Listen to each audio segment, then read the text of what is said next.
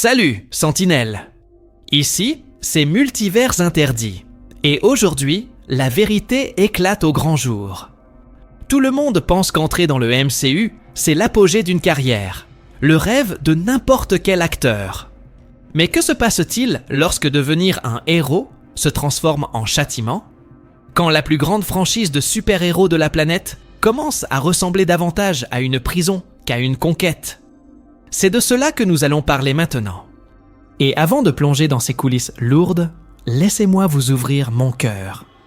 La chaîne est sur le point d'atteindre un objectif très important et votre soutien est essentiel pour que nous y arrivions. En vous abonnant, vous ne rejoignez pas seulement notre communauté secrète de sentinelles, vous vous assurez aussi de continuer à recevoir des analyses et des vérités que presque personne n'ose révéler. Si vous appréciez ce regard critique et différent, c'est le moment de rejoindre la troupe. Parce que tout ce qui brille à Hollywood n'est pas du vibranium. Certains acteurs ont vécu de véritables enfers créatifs derrière les caméras, et les histoires sont bien plus sombres que ce que Marvel voudrait vous faire croire. Il y a des stars qui ont tout abandonné sans se retourner, d'autres qui ont même oublié avoir participé au film, et celles qui ne sont revenues que lorsque le studio a fini par céder. Mais ne partez pas, car l'histoire la plus étrange reste encore à venir. Maintenant, je veux savoir, de quelle ville et de quel pays regardez-vous cette vidéo? Écrivez-le en commentaire, car je lis absolument tout, sans exception. Et si ce contenu vous connecte aux actualités et aux théories les plus brûlantes de l'univers geek, laissez un like et rejoignez notre ligne secrète d'abonnés. Lorsque Natalie Portman est entrée dans le MCU, tout semblait parfait. Une actrice oscarisée, star de blockbusters et jouissant d'un prestige international, incarnant Jane Foster dans les premiers films de Thor. Mais derrière cette grandeur se cachait une frustration croissante que peu avaient remarquée à l'époque. La promesse était celle d'un personnage complexe, central pour l'intrigue cosmique. Mais ce que Nathalie a trouvé n'était qu'une version vidée de sa substance, réduite au rôle d'intérêt amoureux. Le point de rupture est venu lors de la production de Thor, Le Monde des Ténèbres. Portman avait soutenu le choix de Patty Jenkins comme réalisatrice, convaincue que nous allions enfin découvrir une Jane Foster dotée de profondeur et de protagonisme. Mais lorsque Jenkins a été évincée dès le début du processus, Nathalie s'est sentie trahie par le studio. Elle a honoré son contrat, mais son jeu trahissait son découragement. Beaucoup de fans l'ont remarqué et ont commenté que Jane semblait déplacée, froide, presque sans vie. Ce n'était pas une impression. Portman avait déjà quitté le MCU dans sa tête. Par la suite, elle a disparu de l'univers. Elle n'est pas revenue pour Thor, Ragnarok, et n'a même pas cherché à cacher son éloignement. Dans des interviews, elle a déclaré qu'elle était hors de Marvel et que sa participation était terminée. Pendant des années, tout laissait croire que Jane Foster avait été définitivement écartée. Puis est venue la volte-face. Des années plus tard, Taika Waititi prend la direction de Thor, Love and Thunder, et propose à Nathalie une offre qu'elle ne pouvait refuser. Cette fois, Jane ne serait plus simple figurante, mais la puissante Thor, brandissant Mjolnir et vivant un arc dramatique inspiré des comics de Jason Aaron, où son combat contre le cancer se mêle à la responsabilité d'être une héroïne. Ce retour a démontré que le problème n'avait jamais été le MCU en soi, mais la manière dont le personnage avait été traité. Portman a toujours voulu un rôle à la hauteur de son talent. Elle n'est revenue que lorsque Marvel a offert un contrôle créatif et un scénario qui respectait enfin Jane Foster comme véritable protagoniste. Mais une question dérangeante demeure. Combien d'acteurs Marvel a-t-elle pu perdre à cause de la même erreur, en réduisant des personnages complexes à de simples stéréotypes secondaires? Avant que Mark Ruffalo ne devienne le visage définitif de Hulk dans le MCU, il y avait un autre Bruce Banner, Edward Norton. À l'époque, ce choix semblait impeccable. Norton avait du prestige à Hollywood. Il était reconnu pour ses rôles dans des personnages complexes, comme dans Fight Club ou American History X, et apportait le sérieux qui pouvait élever le deuxième film officiel du MCU, L'incroyable Hulk en 2008. Mais l'histoire s'est rapidement transformée en un duel d'ego et de vision créative. Norton ne voulait pas seulement interpréter Bruce Banner, il voulait réécrire le personnage. Il a même refait des passages entiers du scénario afin d'accentuer le drame psychologique, le traumatisme et la colère qui définissent Banner dans les comics. Pour Norton, Hulk devait être plus sombre, un reflet de l'angoisse intérieure, presque comme dans les sagas classiques explorant le côté tragique du monstre. Marvel, cependant, avait d'autres plans. Le studio voulait un film plus léger, plus dynamique, connecté à ce qui allait devenir l'univers partagé, et a coupé près de 20 minutes de scènes que Norton considérait essentielles.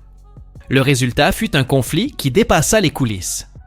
Norton s'est éloigné de la promotion du film, n'a pas participé à la campagne médiatique, et la tension était évidente. Le film a eu un succès raisonnable au box-office, mais il a été éclipsé par l'impact d'Iron Man, sorti la même année. Peu de temps après, Marvel a pris une décision définitive. Norton était écarté. Kevin Feige a même publié un communiqué officiel affirmant que le studio avait besoin d'un acteur collaboratif et créatif pour l'avenir du MCU. Une phrase que beaucoup ont interprétée comme une critique directe du comportement trop contrôlant de Norton.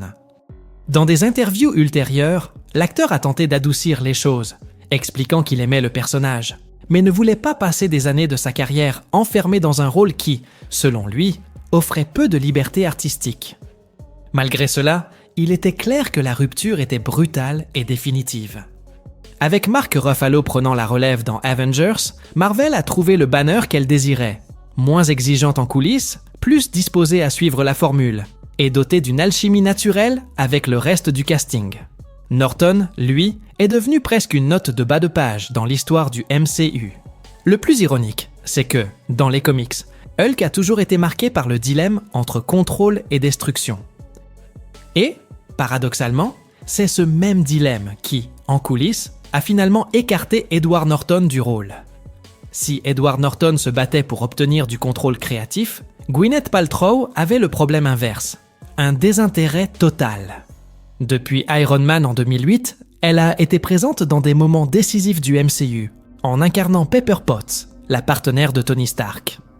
Mais, contrairement à d'autres acteurs qui s'immergèrent dans l'univers, Gwyneth a toujours considéré son rôle comme un travail parmi d'autres, sans véritable lien émotionnel avec la franchise ni avec les fans. Le cas le plus emblématique s'est produit en 2019, lors du tournage de l'émission The Chef Show, avec Jon Favreau. Là, Paltrow a tout simplement oublié qu'elle avait participé à Spider-Man, Homecoming. Quand Favreau évoqua la scène post-générique dans laquelle elle apparaît, l'actrice répondit qu'elle n'avait jamais tourné dans un film Spider-Man. Il fallut lui rappeler qu'elle avait bel et bien filmé une participation spéciale. L'instant devint une blague parmi les fans et montra à quel point elle restait distante de l'univers qu'elle avait pourtant contribué à bâtir. Dans des interviews, Gwyneth renforça cette impression de détachement. Elle admit qu'elle ne suivait pas les films Marvel, qu'elle ne savait même pas toujours dans quel long métrage elle tournait, et que le processus de production fragmenté, entouré de secrets, ne faisait qu'accroître sa confusion. Selon elle, il lui arrivait souvent de tourner des scènes sans savoir pour quel projet final elles étaient destinées. Ce manque d'attention contrastait directement avec la passion des fans, qui consacraient des années de leur vie à suivre chaque détail du MCU. Interrogée sur un éventuel retour, Paltrow fut catégorique. Elle déclara qu'elle était trop âgée pour enfiler un costume, qu'elle se sentait reconnaissante de l'expérience, mais considérait son temps chez Marvel comme terminé. Sa froideur dérangea une partie du public, car alors que des acteurs comme Robert Downey Jr. ou Chris Evans parlaient de leur rôle avec émotion et respect, Gwyneth montrait une indifférence manifeste. Au fond, son cas révèle un choc de perspective. Pour les fans, Pepper Potts est une figure essentielle du parcours de Tony Stark, allant jusqu'à porter l'armure de Rescue dans Avengers, Endgame. Mais pour Gwyneth, ce n'était qu'un travail supplémentaire dans une carrière déjà bien établie. Cette déconnexion explique pourquoi, même après avoir été une présence constante dans presque toute la saga de l'infini, son départ passa sans grande résistance de sa part. Lorsque Captain America, First Avenger, sorti en 2011, peu de gens contestèrent le choix de Hugo Weaving pour incarner Crâne Rouge. Il avait déjà interprété des antagonistes iconiques comme l'agent Smith dans Matrix, et apporta au rôle l'intensité sombre que le personnage exigeait.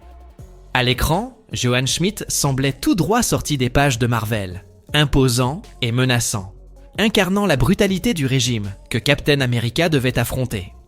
Mais, hors caméra, l'expérience fut loin d'être satisfaisante pour Weaving. Le premier obstacle fut physique. Le processus de maquillage et de prothèse pour le transformer en crâne rouge était long, inconfortable et répétitif. Dans des interviews, il décrivit ce travail comme « fastidieux », laissant entendre que ce désagrément détruisait toute envie de revenir. En outre, l'acteur n'a jamais caché son aversion pour les contrats à long terme des blockbusters. Contrairement à d'autres, qui voyaient dans le MCU une opportunité de stabilité et de reconnaissance, Weaving a toujours privilégié les projets d'auteur et les rôles exigeants. Dès 2012, peu après la sortie du film, il déclara déjà qu'il n'était pas intéressé à reprendre le personnage, même en sachant qu'il était lié par un contrat multifilm. Des années plus tard, dans une interview à Time Out, il fut encore plus clair, affirmant qu'il n'avait jamais vraiment voulu s'engager sur le long terme avec Marvel, et qu'il n'avait accepté que parce qu'il y avait été contraint par les circonstances. Cette posture eut des conséquences dans le futur du MCU. Quand Crâne Rouge réapparut de manière inattendue dans Avengers, Infinity War et Endgame, beaucoup de fans pensèrent que Hugo Weaving avait secrètement repris son rôle. Mais ce ne fut pas le cas. Marvel le remplaça tout simplement par Ross Marquand, qui imita à la perfection la voix et les mimiques de Weaving, suffisamment pour maintenir la continuité sans avoir besoin de lui. En coulisses, la raison fut encore plus révélatrice. Selon Weaving lui-même, il y eut bien des négociations, mais le studio voulait réduire drastiquement la rémunération prévue au contrat. Il refusa, et Marvel continua sans lui. Ce refus mit en évidence un contraste intéressant. Alors que Marvel était devenue experte dans l'art de réutiliser ses acteurs pendant des décennies, Weaving incarna l'exact opposé, un interprète qui ne voyait aucun sens à rester prisonnier d'un rôle, même s'il s'agissait de l'un des plus grands méchants de l'éditeur. Avant même l'ascension définitive du MCU, Jessica Alba montrait déjà à quel point la relation entre acteur et studio pouvait être problématique. Dans les films des 4 Fantastiques des années 2000, elle incarnait Sue Storm, la femme invisible. En théorie, c'était l'occasion d'interpréter l'une des héroïnes les plus importantes de Marvel. En pratique, le résultat fut dévastateur pour sa confiance. Dans des interviews, Alba a raconté qu'elle avait entendu le réalisateur lui dire qu'elle devait pleurer de manière plus jolie, car son jeu semblait trop réaliste pour le ton du film. Ce genre de remarque l'a poussée à remettre en question son talent, au point d'envisager d'abandonner sa carrière d'actrice. Au-delà de la pression esthétique, il y avait aussi l'inconfort physique. Les lentilles de contact bleu qu'elle devait porter l'irritaient constamment, tandis que les effets spéciaux de l'époque étaient limités, transformant des scènes dramatiques en expériences mécaniques et artificielles. Pour couronner le tout, les scénarios réduisaient Sue Storm à un rôle secondaire, souvent rappelé uniquement comme intérêt amoureux, alors que dans les comics, elle représentait le cœur stratégique de l'équipe. La réception négative des films a renforcé cette frustration et a éloigné Alba de l'univers des super-héros. Des années plus tard, Idris Elba allait affronter un dilemme similaire au sein du MCU. En étant choisi pour incarner Heimdall, le gardien du Bifrost, beaucoup de fans espéraient un personnage développé à la hauteur de son charisme. Cependant, Elba s'est rapidement rendu compte que sa fonction était presque décorative. Peu de répliques, des apparitions brèves et de longues journées devant un fond vert ont fini par le décourager. Le point critique est survenu lorsqu'il a dû quitter le tournage de Mandela, Long Walk to Freedom, où il incarnait Nelson Mandela lui-même, pour participer au reshoot de Thor, Le Monde des Ténèbres. Il a décrit cette expérience comme humiliante, affirmant avoir eu l'impression de tomber d'un vaisseau spatial avec une perruque et des lentilles de contact. Le cas d'Elba illustre comment le MCU peut gâcher des acteurs de très haut niveau, en leur offrant des rôles visuellement marquants, mais sans réelle profondeur narrative.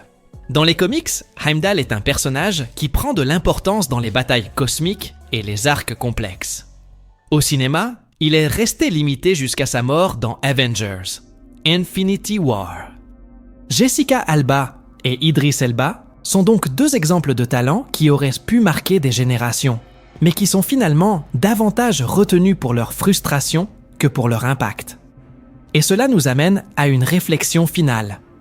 Pour les fans, le MCU et ses dérivés semblent indestructibles. Mais derrière les caméras existe une liste d'acteurs qui ont ressenti le poids de la machine Marvel. Certains ont abandonné en cours de route, d'autres ont été remplacés, et quelques-uns sont même revenus dans de meilleures conditions. Mais le fait est que le rêve de devenir super-héros ne correspond pas toujours à ce qui se passe en coulisses. Si vous voulez continuer à découvrir ces coulisses qui sont rarement révélées, c'est le moment de soutenir la chaîne. Nous sommes très proches d'atteindre un objectif important et, en vous abonnant, vous garantissez votre accès à un espace où chaque détail de l'univers geek est analysé en profondeur, sans filtre et sans crainte de mettre en lumière ce qui reste caché. Et avant de conclure, laissez-moi un commentaire. De quelle ville ou de quel pays regardez-vous cette vidéo ? Je tiens à lire chacun d'entre eux.